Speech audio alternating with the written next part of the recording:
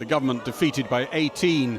Look at them, said a Labour MP. Look at them. Look at them. Thank you. She was looking at the faces of a government for the first time in history in contempt of Parliament. Individual MPs, like Charles Bradlaugh in 1881, have very rarely been found in contempt, then arrested and detained. But with a government in contempt, it was mooted a minister could face sanction. In the end, defeat made the government fold. It would, after all, publish the legal opinion it had refused to share. And in light of the expressed will of the House, we will publish the final and full advice provided by the Attorney-General to Cabinet. MPs called out when? The Chief Whip leant over to Andrea Leadsom, and then came the answer. The government will respond tomorrow, Mr. Speaker. There were clear signs earlier that the government thought it was in danger. Unless something very dramatically changes between now and the end of the debate, and I do have to leave the chamber, sir, as the Chief Whip would like to have a word with me. It didn't work. He voted with Labour. Allies of the Attorney-General said they were deeply worried for his reputation. And the result of what will happen today, if this amendment is passed, that the integrity and the reputation and the honour of a good man will be traduced. And that will be a disgrace of this House to do that, because any one of us may one day be in that position. Geoffrey Cox couldn't hide his emotions. The Prime Minister had long since left Number 10 for Parliament to start the 5-day debate to sell her deal. But her appearance was delayed even more as MPs debated an amendment, meaning if Theresa May's Brexit deal falls next week, MPs could instruct her on what to do next.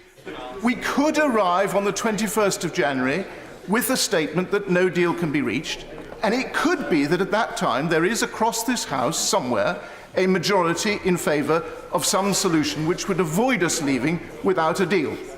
And for those of us who believe that leaving without a deal would be a catastrophe for our country, it seems right that we should at least have the chance to crystallise and express that majority should it arise. Just behind the Speaker's chair, the cameras caught the Prime Minister on her way to the voting lobby. The government was overwhelmed by an even bigger defeat this time on what could be a hugely important vote. The ayes to the right, 321.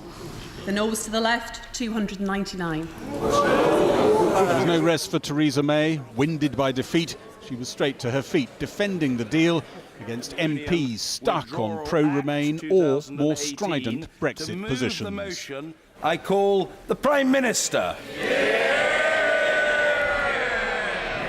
We can shut our eyes to these hard truths and carry on debating between these extremes for months to come.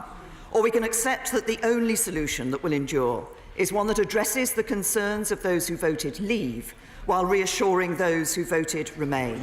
That this, I will take a number of interventions in a minute when I've just finished this. That this argument has gone on long enough. It is corrosive to our politics, and life depends on compromise. I take the honourable Number 10 hoped that the defeat on the amendment that lets MPs choose Plan B if the government deal falls might just scare some Brexiteers back into the ranks. But there's only 1 week to win them over, and a big crowd of them to budge. Gary Gibbon joins us now from Westminster. Gary, what a day. Tell us what, in the end, is the most significant thing that's happened. So many crashes and bangs. What was the one with real importance? I think the melodramatic opening to the day, the proceedings on contempt, probably will remain a colourful episode in the history books, but not a chapter to itself. It seems to me that looking at what happened in there today, the Dominic Grieve Amendment, the one we were talking about in that piece, which is the one that if the government's main deal falls and they come back with a plan, with a statement to the House of Commons, that's the amendment that allows MPs to get together and impose their own Plan B on the government. That seems to me the most important event of the day amongst some pretty strong challenges. And it was very interesting watching the chemistry happening around the House as that was becoming more and more of a possibility that amendment would pass. And the people under pressure, the people who looked most nervous and edgy, were not government ministers, interestingly, but were the ERG, the European Research Group of pro-Brexit hardline MPs, the ones who are planning to vote down the Prime Minister's deal next week. They looked jumpy because they were beginning to worry that what could happen to the entire project of Brexit if things go off the rails. They are an uprising, remember, that is in favour of many of them. They've called it this privately. They call it the no deal uprising.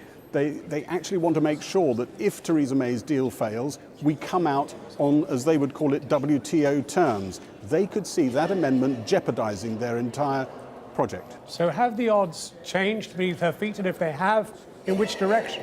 I think the government is hoping that exactly what I was talking about there has that pressure on Brexiteers will feed into the numbers when we get to a week's time and the vote on Tuesday. But it is not there yet. Theresa May has been carrying on her speech in the Commons, opening up this whole debate, talking to both sides of the debate, of the whole debate within the Conservative Party, with some civility, but telling them that they could unleash demons, unleash forces if they've somehow between them managed to frustrate Brexit. I have to say some of the people who support the Prime Minister behind her are being a little less diplomatic when they speak to those rebels. It's not clear how all of that is going to pan out. One of them was turning to one of the rebels earlier and telling him to come in tomorrow morning and try sitting in the opposition benches, he said, because that's where you're going to put us. Gary, for the moment, thank you very much indeed from Westminster. A little earlier, I spoke to the Northern Ireland Secretary, Karen Bradley.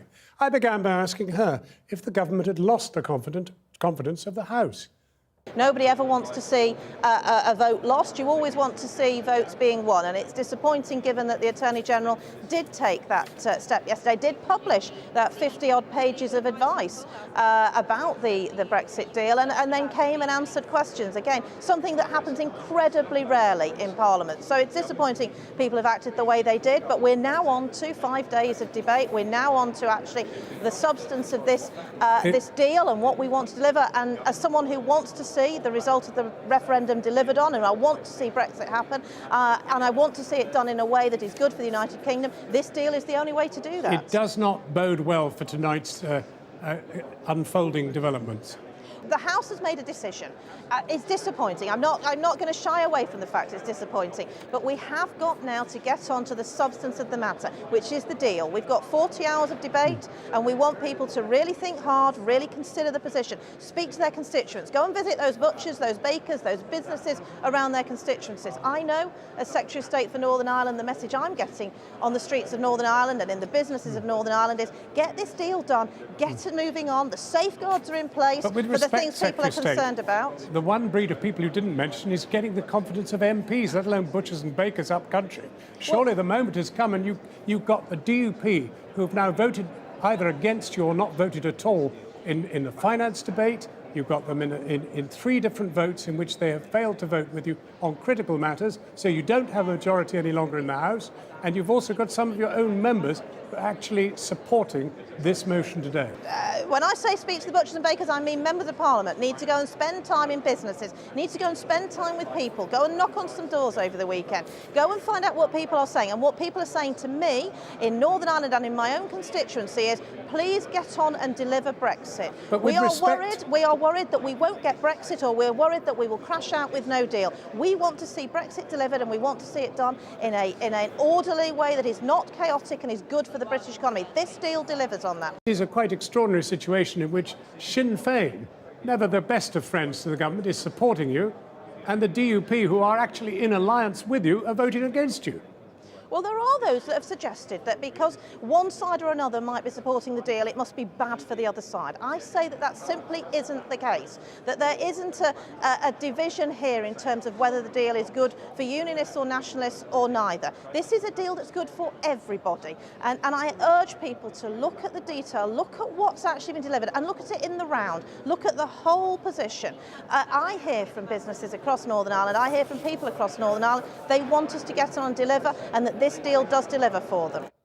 That was the Northern Ireland Secretary talking to me earlier. Well, I'm joined now by Dominic Grieve, whose amendment was approved this afternoon, giving MPs a say on what happens next if Parliament votes down the Prime Minister's deal. My deal, Dominic Grieve. Mrs May talking my deal, no deal, or remain.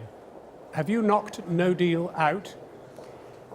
What we've tried to do is to ensure that Parliament has an opportunity of expressing its view if the government's deal is rejected. And the previous arrangement, which provided for motions in neutral terms which were unamendable, was unacceptable to a large number of Conservative MPs and many others. And we've succeeded by this means in ensuring that we will get that debate.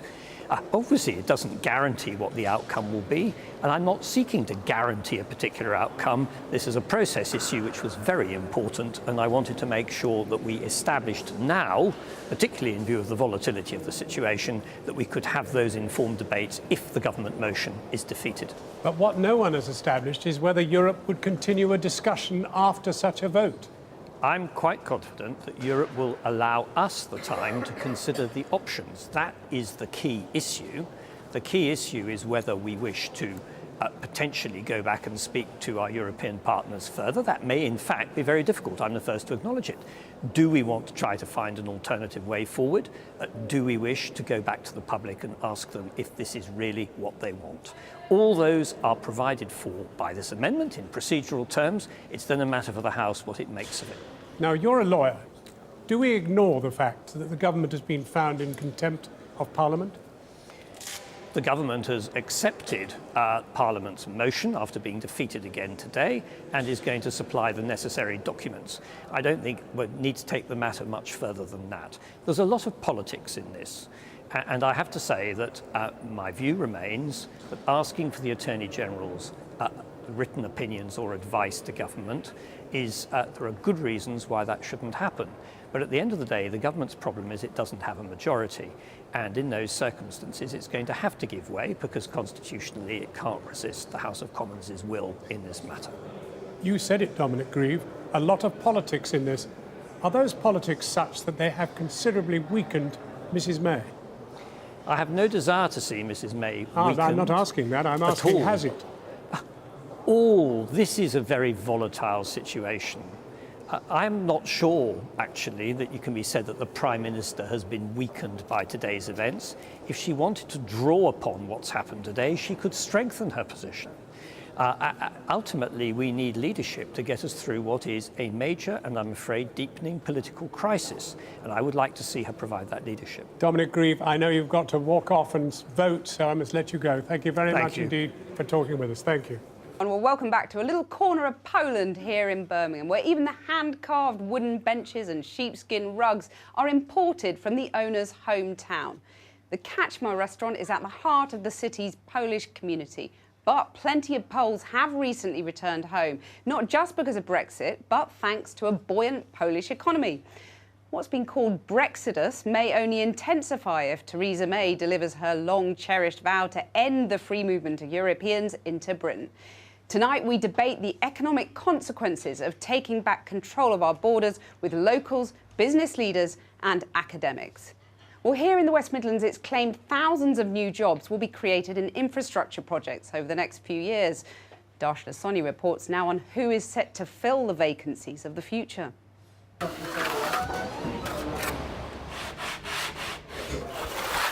Meet the British workers of tomorrow. The young people who'll be building our homes, assembling our offices and constructing our railways. And is that just to get rid of all these lines and stuff? Yeah, like lines like that there. Josh Flint is training to be a plasterer. Do you feel like you have to compete for jobs though, or do you feel like once you leave there will be jobs for you out there? I think there's plenty of jobs out there if you find the work. I think there's plenty of enough to do out there, yeah. Josh is one of a growing number choosing to enter a trade at this college in Solihull, where business really is booming. We've had a 23% increase in learners coming to join the college this year. Wow, that's a big increase. It's a huge increase. The course leader puts this partly down to the Brexit effect. You can genuinely feel the excitement from the young people that are coming into this trade. They can see the opportunities. Brexit gives us an inevitable skills gap, but also the jobs that are looming, the jobs that are in the local area. Those new jobs include laying the groundworks for HS2. The college is working with industry to identify and fill potential skills gaps after Brexit. Are you getting there fast enough? Are you able to provide enough people, do you think? We're responding as quickly as we can. There are several massive projects on the horizon here, including the new Curzon Street station in the heart of Birmingham. According to the construction industry, nearly 3,500 jobs are being created here in the West Midlands every year until 2020. The government says it recognises that businesses must be able to attract the workers they need after Brexit. And yet, Theresa May has insisted that the free movement of people will end. What will this mean for a sector that's already struggling to fill its vacancies? The uncertainty has been widely criticised. There's an awful lot of home building, there's an awful lot of infrastructure. We want to make sure that companies are able to certainly recruit homegrown talent and train them up, but also there's a transition period for them to be able to accommodate all that work that they have on the books while drawing on the talents. So you're saying realistically there won't be enough British workers to fill those roles? So we need to think about how we get that balance right, that we're training plenty of people and giving lots of opportunities, but also that we're not cutting off that supply of talent. Theresa May caused controversy by referring to skilled EU migrants jumping the queue. But what about the future of industries that rely on unskilled migrants? Ray Singh already owns 3 restaurants in Birmingham and did have plans to expand. But he says everything is on hold due to Brexit uncertainty. So look, your chefs are from India, your bar staff are from Bulgaria. People might say to you, why don't you employ British people? Oh, I would love to employ British people if I could get the British people. So you've tried? Oh, we tried. We've had a big recruitment drive pre-Christmas, 90 CVs in, and not one was British. Is that because the wages aren't very good though? Do you pay enough for British workers? No, we pay the minimum living wage. In the run-up to the referendum, Mr Singh and other curry owners were wooed by the Leave campaign, who suggested it would be easier to recruit chefs from the Commonwealth on so-called Vindaloo visas. But that hasn't happened. The industry made its feelings clear at last week's National Curry Awards, when one of its headline guests was booed. All these years, very kind of you. And so potential new opportunities for British workers have been welcomed here. But there is huge uncertainty for sectors that rely on migrant labour, an uncertainty exacerbated by the government's decision to postpone its immigration white paper until after next Tuesday's vote. Darshna Soni, Channel 4 News, Birmingham. Well, not all employers are fearful for the future. One who doesn't buy the no-deal doom is pub chain Wetherspoon's boss, Tim Martin. A passionate supporter of Brexit, he argues for a clean break and says the country will benefit economically from day one. Now he's taking his message on the road, and our business editor Siobhan Kennedy joined him. Tim Martin, the ordinary man on the street. Not quite. The boss of the Wetherspoon's pub chain runs a multi-million-pound business. But for 2 weeks, this publican politician is swapping beer for Brexit. Touring his pubs up and down the country to spread a message rare in the business world these days, that a no deal is no big deal. I think as a country we'll do much better if we don't sign a deal with the EU. The great danger to us now, to me, and a lot of people share this, is we're going to sign away our future in a panic. So I'm trying to get around and say we shouldn't do it. Go on free trade, price go down in the shops. New Zealand Sauvignon Blanc price goes down, orange juice price goes down. And his list of benefits goes on, echoed in Mr Martin's Brexit manifestos, sitting alongside the lunch menus in this Nottingham pub.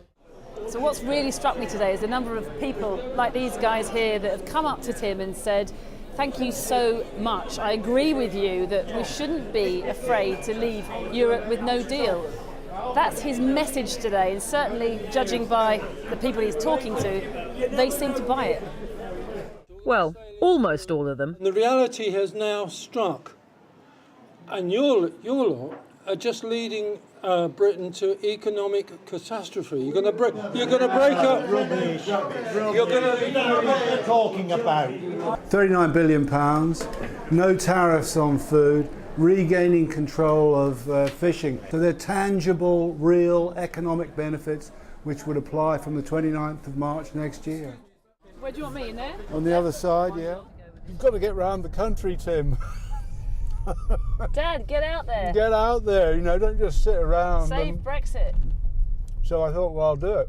Leave runs in the family. The next stop on the road trip, inspired by his daughter, is Derby. No welcoming committee here. Cheese!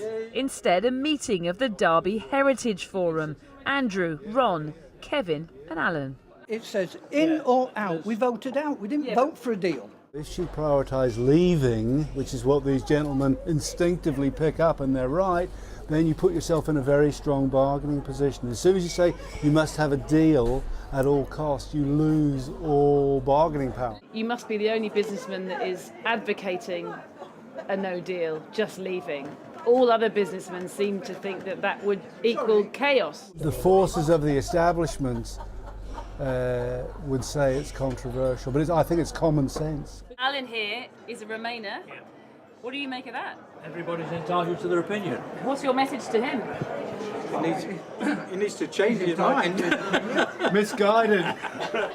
We do need a deal of some sort to ensure that we keep going, but please, let's sort it out and get ourselves back. We can't afford to be fighting like this as a country. Tim Martin, the Brexit multi-millionaire who ironically employs thousands of EU nationals on a mission to fight the fear of a no deal. His controversial views chime here in the Leave-supporting Midlands, but in London at the weekend, his glass-half-full optimism might not go down quite so well. Well, Tim Martin is here with us now, along with a range of other guests. Well, Tim, let's just pick up where you left off with Siobhan there. We now know from the Treasury and the Bank of England that Brexit, whatever Brexit deal, is going to make us all poorer. Is that, in your view, especially a no deal, by the way, is that, in your view, a price worth paying for control of our borders?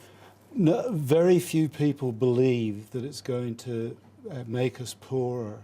I believe, and millions of people do, that if we leave the EU on the 29th of March next year, we avoid a payment of 39 billion. We can eliminate tariffs which are levied on thousands of products which British shoppers pay, and the proceeds go to Europe. OK, but the 39 billion, for a start, the impact of a no-deal Brexit will be far greater than that. You've got that from the Bank of England governor, you've got it from the Treasury. But they're the ones who said we were going to lose 500,000 jobs between the vote leave in 2016 and today, and it never happened. Well, what did happen was the pound plummeted. And surely that must be a problem for your business. It's not about the pound plummeting, to coin a phrase. The pound is a floating pound, which is an automatic stabiliser. It greatly increased the competitiveness of manufacturers. It caused a tourism boom in London and other places. So it's impossible to have had a dreadful economic outcome if unemployment's gone down to 4%. The economy's done well, household income's almost at a record, in defiance of what the doomsters said. So say the doomsters are right on this occasion. Say they got a few things wrong before, but they're right on this occasion. Is it a price worth paying for control of our borders? You can't ask that question. You're happy to have control of your borders. Presumably that's one of the reasons why you want Brexit. Well, I think it's a simplification. I'm in favour of a reasonable level of immigration which is decided by our government rather than unelected presidents in the EU. So the issue for immigration for most leavers is not that there were too many. Many of us believe that we want it controlled by the UK, not by people we haven't elected. Let me come to Keris Johnson. You run a services company, you trade across the world. You're in favour of Theresa May's deal, but when you hear Tim being so sanguine about whatever kind of Brexit deal, why are you for Theresa May's deal, which has been likened to appeasement by the former governor of the Bank of England today? So we operate globally, and I think it's imperative to us to be able to continue to trade, that we can have the frictionless trade, which is one of the aims of this, that we're able to operate both in Europe, as we do currently, and across the rest of the world. We also, as a services industry, we want to recruit the best people, irrespective of where in the world they reside. And you think Theresa May's deal allows you to do all of that? I think it is a step in the right direction to get some degree of certainty. I think the uncertainty that we've been experiencing has definitely hurt us. I think it's hurt the economy. I've seen that there's been investment decisions that have been deferred in the UK. In some cases, they've been taken away from the UK altogether. And I'd like the world to know what we mean by Brexit, to have that degree of certainty, so we can then start a attracting investment in rebuilding our economy. Let me put that to Molly Giles. You're a Conservative councillor and barrister, but you don't want Theresa May's deal. You're happy for the uncertainty and chaos to continue? Well, I actually completely agree with Keris on this. Uncertainty actually has always been the one negative of Brexit. And this deal, it will solidify uncertainty. I'm very sure about that, because we're going to have a debate about the transition period. How long does it carry on? There will be people edging for us to stay in that, which will mean all the EU rules and no representation. There'll then be an argument about the backstop. When does it come to an end? How do we come to an end? Do we have to take a case to the European Court of Justice or an international arbitrator to see if we can ever exit?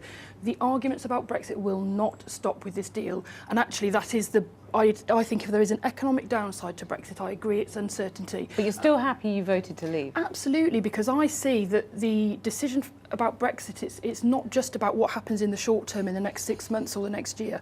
This is about putting ourselves on a footing for the next 10 years, 5 years, 10 years, 15 years, 20 years. And is it about taking back control over immigration? Yes, it was a reason that one of the many reasons that people voted leave, and yes, it's an important part of it. Apache Indian musician and Birmingham-born.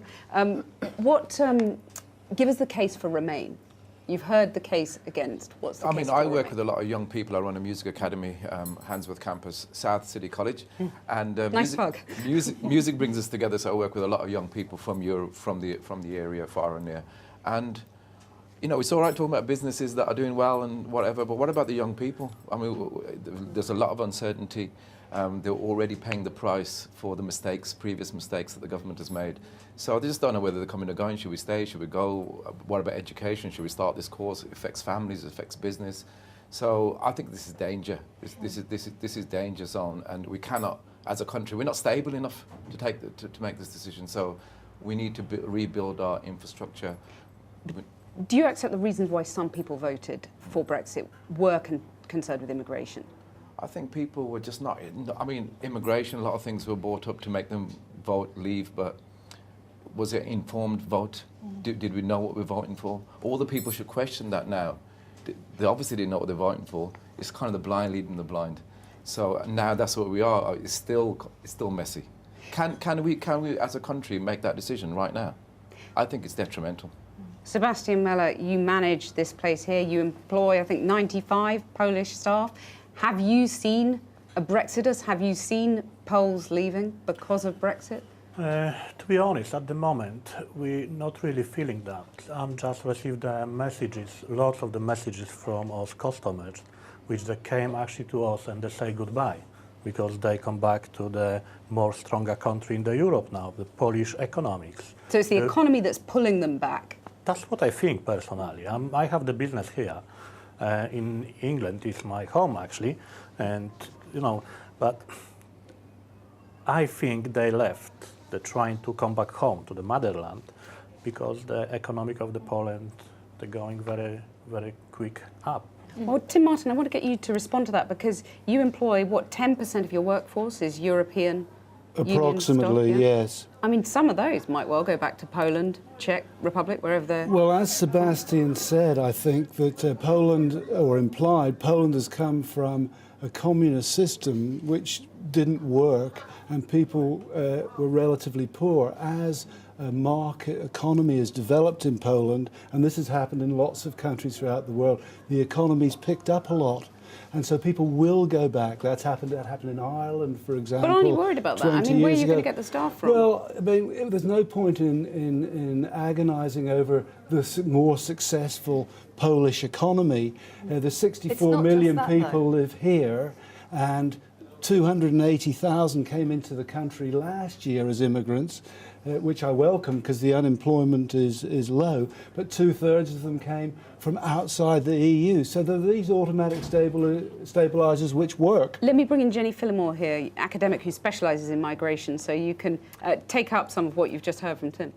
Yeah, there's a pull factor back to Poland, but we're not just talking about Poland. There are, over 20 countries in the European Union, and what we're seeing is people experiencing increased racism. There's a push factor back into Europe. And, as I run a research institute, we've advertised for jobs, similar jobs to ones we've advertised in the past. We want the best people in the world to come research, teach our students, and they're not applying because it's a profoundly unwelcoming message that's coming out of the UK at the moment. We travel in Europe, we work in Europe, we pick up lots of ideas from Europe, and people just cannot believe the discourse that's coming out of this country, the level of arrogance. But that's because the Remain vote, or certain people on the Remain side, have categorised the Leave vote as a hateful or a racist vote, and it's awful. Racism has gone up. It's a fact. It's an awful thing. It's an awful thing to say to someone because you want to devolution of power in this country, into this country. It makes you somehow racist or divisive. It's an awful thing. Racism has gone up, and it went up after the referendum, and it stayed up. Home Office figures said that hate crime did spike. Yeah, and it stayed up. Yeah, but the problem is, for example, there was a lot of misreporting, and there were lots of notable incidents that were reported as Brexit-related hate crimes. And hate crime went up generally. No, hang on, and that was absolutely false, and it's propaganda. And the problem is.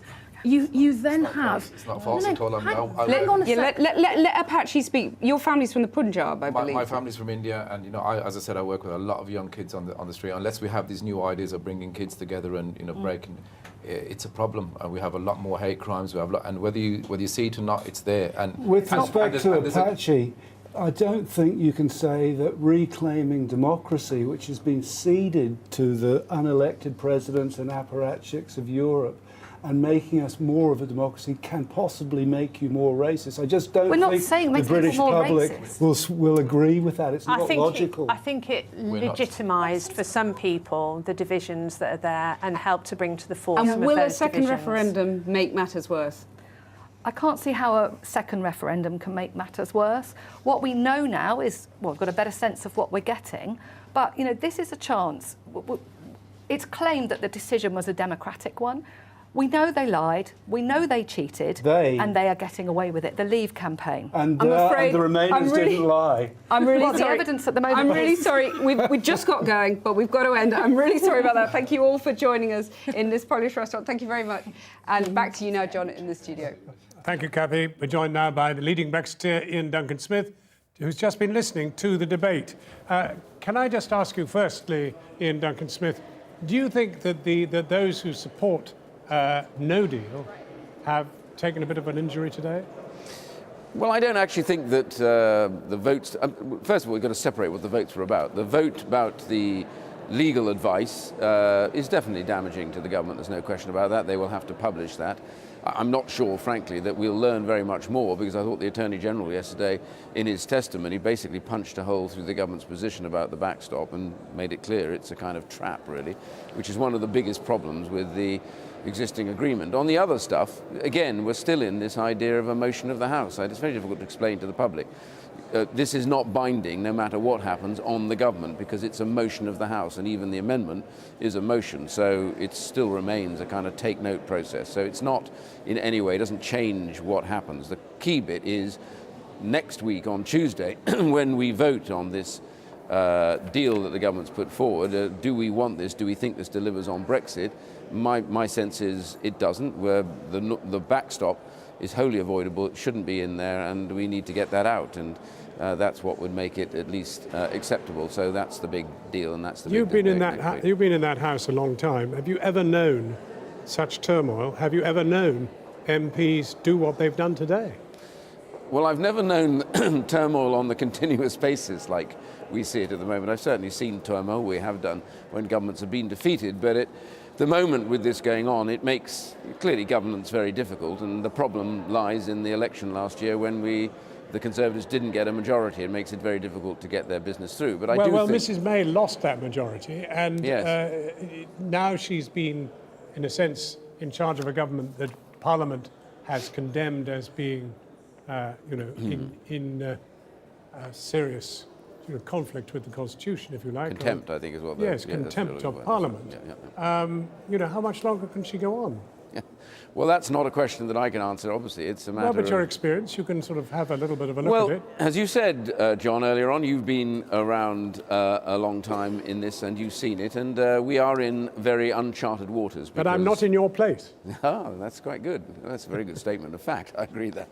But I'm simply saying right now, we're all feeling our way forward over these issues, and the reality is the only thing that we need to focus on is the next few days of debate, followed by that vote on Tuesday. And the reality, I believe, is that if the government loses that vote on Tuesday, they have to go back to the EU, and I believe the EU is already making preparations to make changes, because they have to make changes. I don't believe the EU wants the UK to end up having to travel a no deal, and they don't want the chaos that would ensue. And so I think there is a genuine desire, one way or the other, to make some way in which they can resolve this issue, and so that's, I think, the issue. The responsibility, Mr. Speaker, for this state of anxiety lies solely with this government. 2 years of botched negotiations have led us here today. Members of this House have a very important decision 1 week today.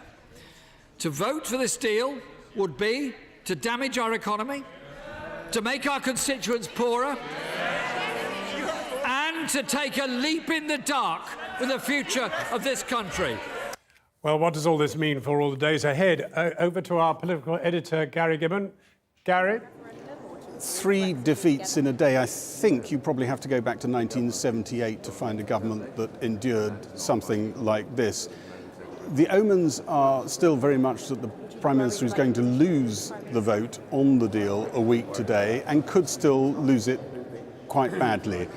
She could at that point try to hang on, go back to the European Union and try and get something from them, but there's very little chance that it's more than sugar-coating, most people around the Prime Minister say. She could quit. There are plenty of people wandering around tonight who are saying, goodness, she seems quite perky. It's almost like she's decided she's going. There are other people who say she'll do absolutely nothing of the sort. You can tell I'm not giving you absolute clarity here because I don't think anybody in government has absolute clarity. I talked to Nigel Dodds, the leader of the DUP, in Westminster a second ago, and he said he absolutely wouldn't rule out the government pulling the vote on Tuesday, actually not going ahead with it at all, so as not to have yet another, a 4th defeat in a week.